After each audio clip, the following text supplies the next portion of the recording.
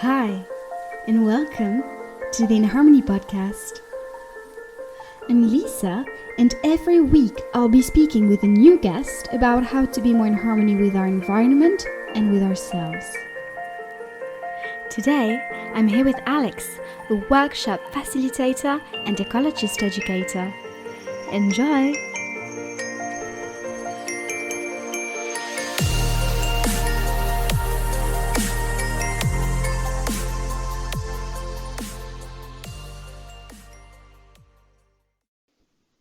Hi, how are you? Hi, I'm good. Thank you so much for having me. Thank you so much for accepting to be on this podcast. So, can you tell us a little bit where do you come from? I was actually born in Poland, in a place that was so full of nature. It was kind of countryside and forest based. So I guess that kind of influenced who I am now. And I've lived in Ireland since I was 10. So yeah, a bit of a change in the middle, yeah.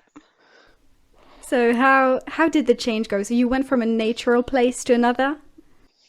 Yeah, it went from a very nature-based place to a city, and I found that quite difficult. And I think looking back, I didn't realize how difficult it was for me.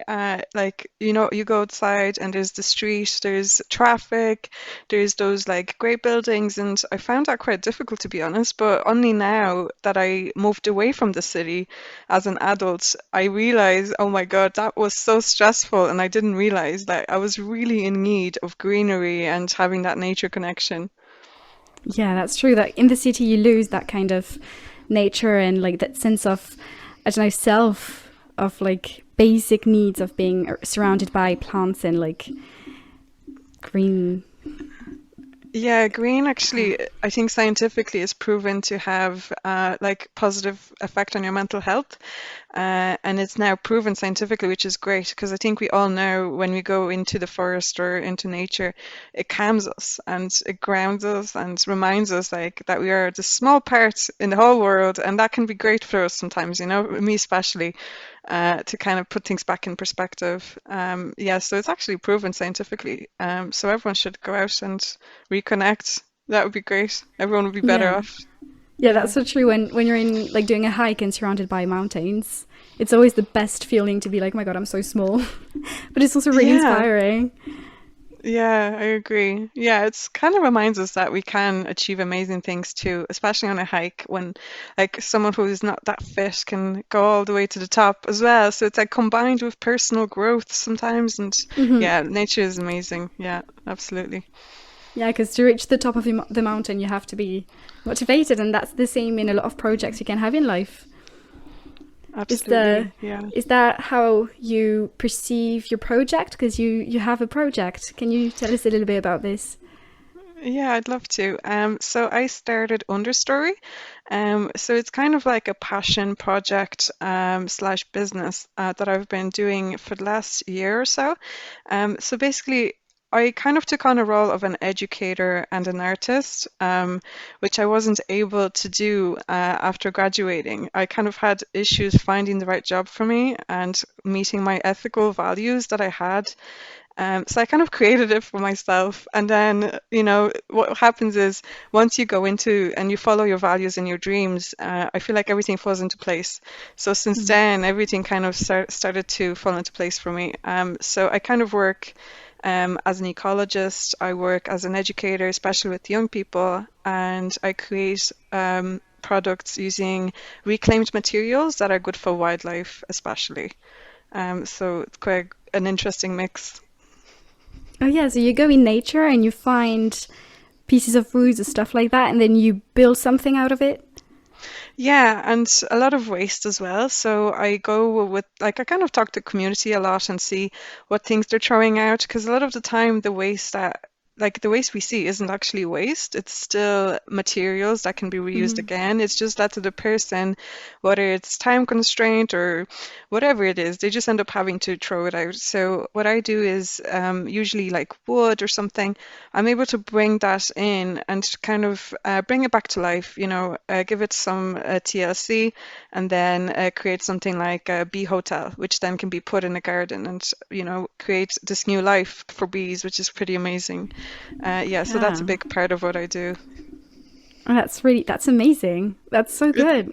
It's great, yeah, and it makes you feel Yeah. good too, because it's like you kind of, well, I kind of envisaged that item, being in the landfill or just having no purpose, and then you see it like transform into something new and useful, and it's just the best feeling. So it kind of gives you a high and it makes you keep going, and that's why I can't stop myself. I keep doing it now every day, like every day since I started, yeah, dreaming and planning and everything, yeah.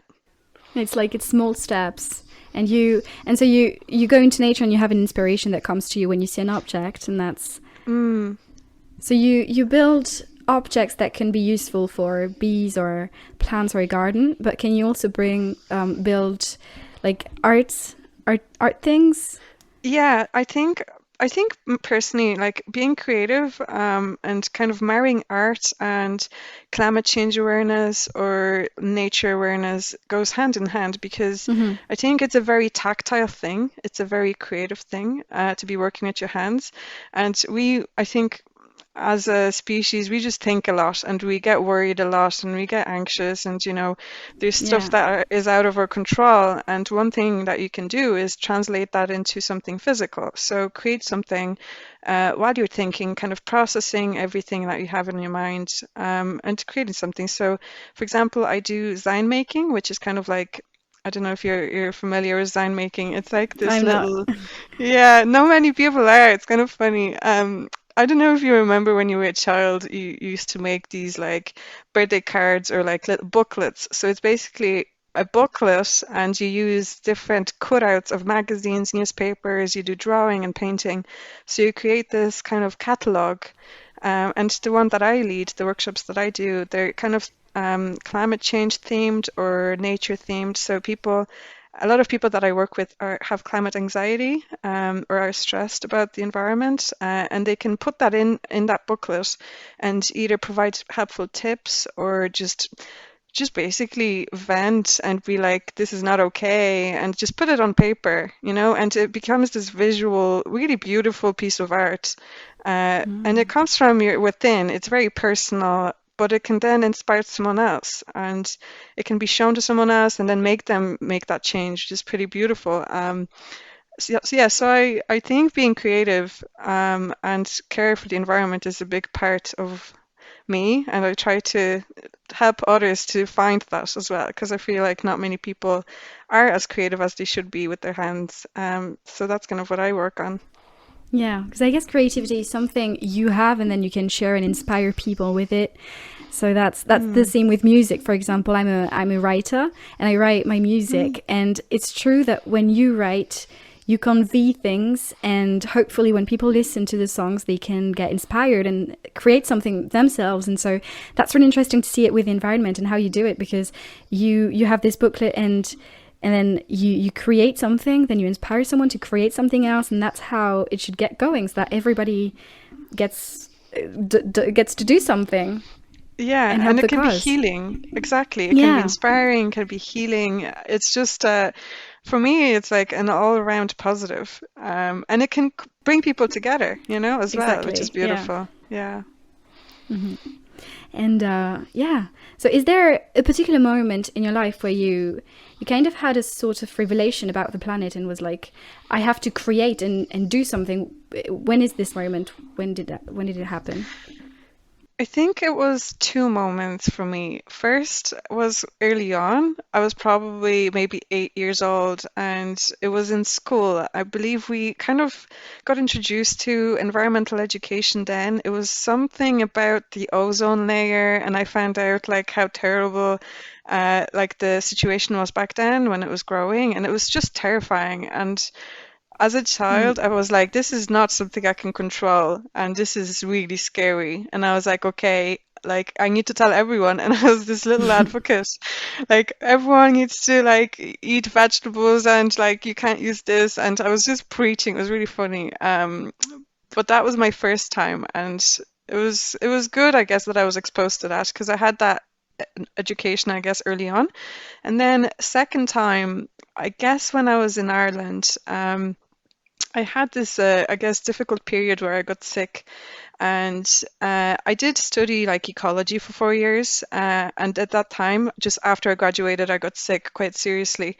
And I was kind of told this is kind of like a near-death experience where if I just waited a few more days to come into the hospital, it would have been too late. And that really made me wake up and be like, oh God, I can't just keep waiting Mm. for the right moments, you know? Because I was always interested in protecting the planet, but I was never a leader. I was never a public speaker, and I felt like you needed to be those things. So I kind of created Understory after that, because I wanted to find a way for me, that works, that does help and inspire others, but not maybe in a way that I would have thought, back then.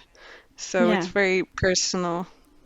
Because it's really hard to be a leader, like as you said, like be the one to lead everybody, because it's a work of everybody, like it's a group work.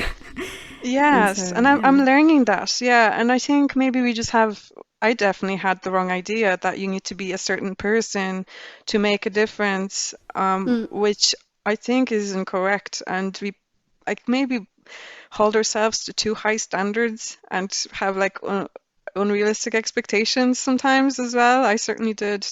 So yeah, definitely a lot of learnings over the last few years that you definitely don't need to be perfect to do stuff, and just keep making those small mistakes because that's how we learn. Yeah, that's how it's just a small work, like small steps, and everybody putting their hands into into the work. And that's why I'm doing the Yeah. podcast too, because I want to learn, and with inspiring people like you, I guess a lot of people are going to learn, and that's going to be really interesting. Yeah, for sure. And it does take someone to highlight people that are working on stuff.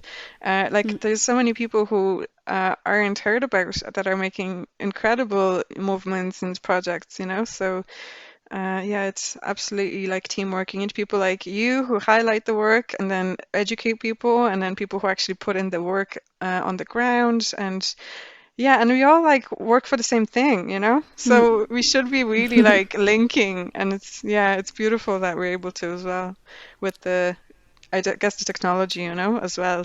Mm. Yeah, from a really bad thing, we get to do something amazing. That's really good. Yeah, yeah. And so, with your end of story, what's your favorite creation that you did? Your favorite work?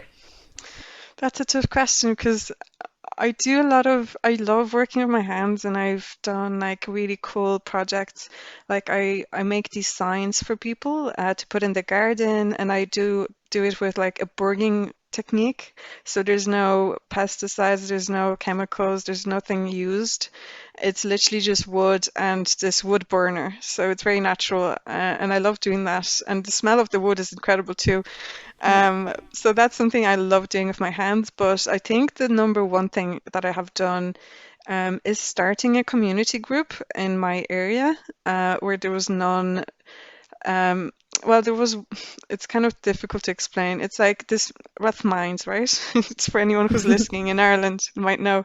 Rathmines is a very suburban area, and it's quiet, busy, it's central, it's very close to the city centre. There isn't that many green spaces, and there's a lot of people like working there and living there. It's quite high population rate. But there's no community feeling. It's very disconnected. People don't know who lives next door. And I certainly felt like that during the pandemic because we had to stay very local. And I was just thinking, like, I usually go outside to the sea or go to the forest, and I couldn't do that then. And I was like, I don't really know my neighbors. I don't know anyone here, So I set up this community group for people to meet, and that was probably the most impactful for me, and I feel like other people too, because we just got to know each other from the same area, and we met up a couple of times, and now we have that basis, I guess, and foundation to do more events together. And I feel like that's the most impactful for people to feel like they're not alone, or if there's something wrong, that they can rely on someone else who's close by. So I really loved that as well. Yeah, and I guess living close to nature since you were a child was really something that revealed all those things to you. Because I guess people who've lived in cities all their lives, they've Mm. never understood the importance of like being close to people and close to everything around us and connected to what we see around us, like nature, the sea. Yeah, yeah, absolutely. And I think sometimes it takes for someone else to bring that into their place, and set up that community group, because then they are like, oh yeah, I missed this. I didn't realize we didn't have this. So it definitely has a lot of potential. Yeah, and then also just appreciating where you were, no matter what, because not everyone has access to the forest and the mountains and the sea. So just making the best out of what you have and appreciating those small green areas that are there, because even cities do have biodiversity. Mm. Oh yeah. And I guess, did you, like during the pandemic, did you see more waste coming in, or like did you have more waste and products to use out of this waste because of people staying in? That's a very clever question. Absolutely.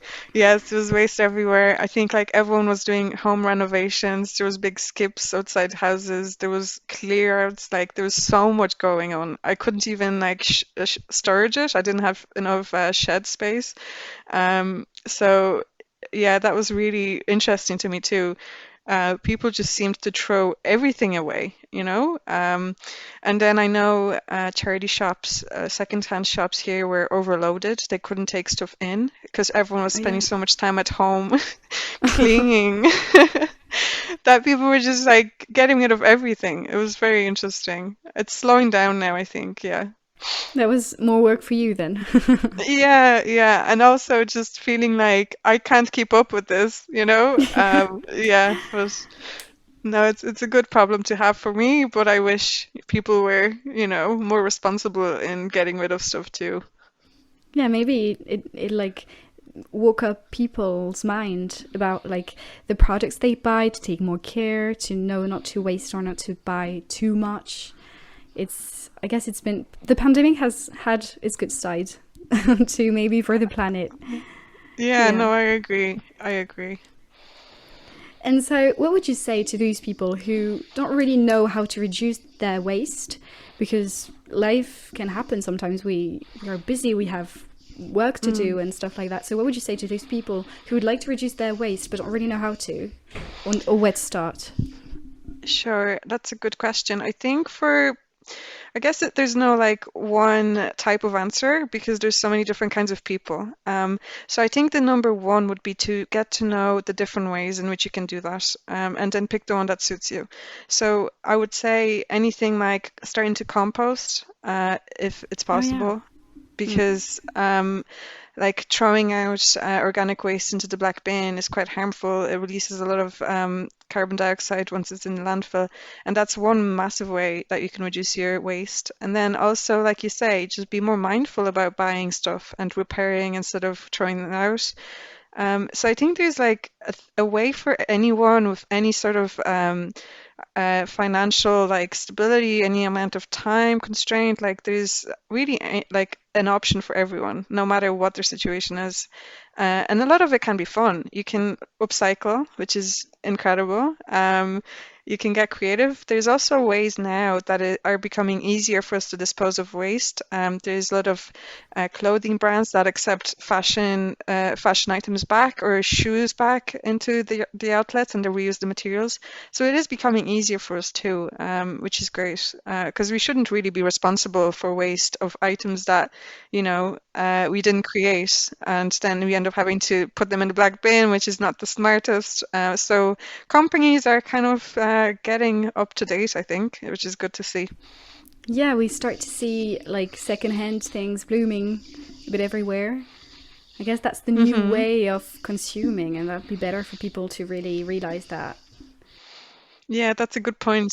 Yeah, And so that's really good because then you can take a second-hand product and make it a third-hand product. So that's pretty good. Like absolutely. there's no waste with Understory. Yeah. And then you can also learn about the different items and how many times you can reuse them. So glass is indefinitely recyclable, so you can do it a million times and it's going to be the same quality. So I also do a lot of that, just getting to know products and items and materials and what you can do with them, how many times you can use them, and even understanding the process that, it took to create them, which can be sometimes not that eco-friendly. It can take quite a while to produce and a lot of water and everything else. So yeah, there's a lot of thinking really when you want to be a zero waste business like me. Yeah. You can't just, go to the shop and buy glue. You have to look what's in that glue. Is it combustible? Who makes it? Yeah, it's a lot of responsibility. But again, once you do it, it's incredible because you have no guilt, you have no shame, you kind of know that you're doing the right thing. So it's well worth it. And why did you choose the name Understory? So actually, because I was an ecologist, so I became familiar with that term quite early on. So understory has two meanings. One is the bottom layer of the forest. So first you have the canopy, and then you have the understory, which is quite shaded, and the resources are limited. And I kind of thought, I felt like that personally, because I have a corporate background, and I'm thinking of those big businesses as the canopy. They take all the sunlight, they have so many resources, they're big and powerful. And then there's me, as in the understory, which is kind of working with what we have on the bottom, in the shade, and maybe not getting as much attention, not having as much power, but doing what we can with what we've got. So that's one definition that I kind of have. And then the second is understory as the story behind something. So that's kind of what I think of when I think of my materials, that there's so much history to them and they get another life and then maybe another life after that. So it's like multiple stories within what I do. So I hope that clears it up. Yeah, because I don't think many people know about the ecological explanation to it. Yeah, that's so interesting. I didn't know there was an understory in the forest. Like that's super interesting. Yeah, I love it. great. And and yeah, and also in the forest, like where is the place that you found the most products to use? Is it in the city, in the forest, in the around the beach? Because around the beaches there are hmm so many plastic everywhere. That's Yeah. crazy to see it. Yeah, I think each area has like a very specific type of waste. I think the biggest quantity that I had of waste was from cities. There's a lot of skips and a lot of good quality materials, things that probably shouldn't be in the bin. And that's where I got a lot of it from. Sometimes you get things from production sites, so filming sites, construction sites, and they can happen in the city a lot of the time.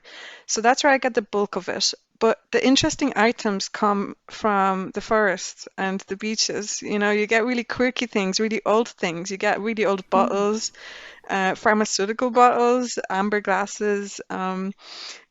Yeah, so it's kind of crazy, like the difference you get. And also, even from litter picking, sometimes I find really interesting things that I use. Yeah, so there's like a huge variety, really. And there's like an endless supply because Yeah, unfortunately there's a that's lot true. of waste. Yeah. And so to finish your products, so do you use like paint or stuff like that to?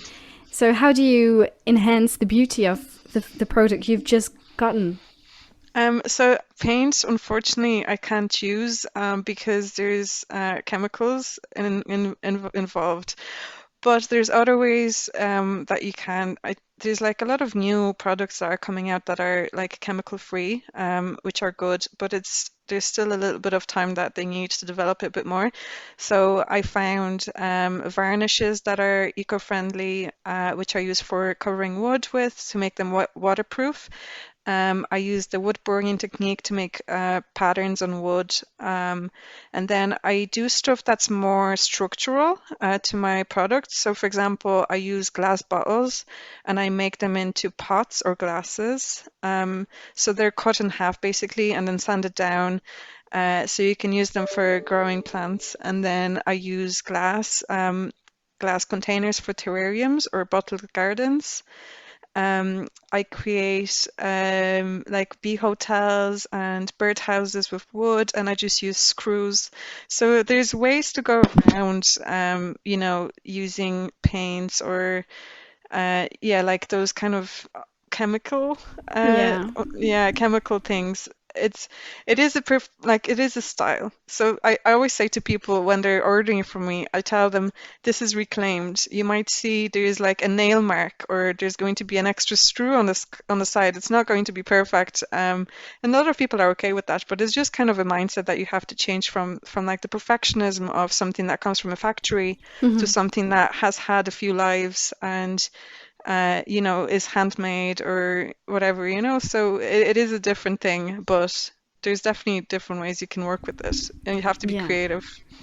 Yeah, because everything in nature is not perfect, 1,000%. It's everything that's created out of nature is more Hmm. perfect. So, yeah, that's really good. I leave all the links to your Instagram and everything so that people can see what you do.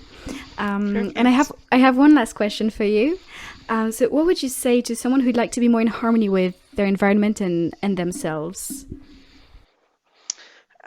I think number one for anyone who wants to do this is to look at yourself and your own values and who you want to be, what brings you pleasure, um, who you don't want to be. And that can be like a massive thing to do for anyone really, because it can be life-changing to realize that you're not in the right job, to realize that, I shouldn't be doing this or this character trait that I have isn't the best. So I find that is usually the number one thing to do, but once you do that, then you open up a world like full of opportunities. You start feeling more accomplished. You start feeling more like yourself and more happy. And usually I find a lot of people have a similar thing that they strive for, that they want to be more connected to nature or they want to make a good impact on the planet or other people. And once you realize that, I feel like you go towards it, Once you have that aim, it's much easier to follow that path and create it for Hmm. yourself. So yeah, number one would be to kind of take a look at where you are and who you are, and then where you want to be. And then probably the second thing would be to get to know other people who want to do the same or want to do similar, and not make it a solo journey. Kind of have fun with it and be inspired by other people and be motivated by other people as well. That's so interesting. Thank you so much for being on this episode with me. Thank you so much for having me.